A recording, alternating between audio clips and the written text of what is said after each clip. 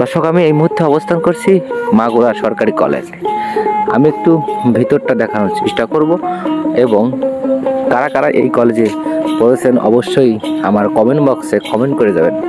প্রিয় আমাদের মাগুরা পেজে যারা নিয়মিত ভিডিও দেখেন তাদেরকে জানাই আন্তরিক শুভেচ্ছা ও অভিনন্দন।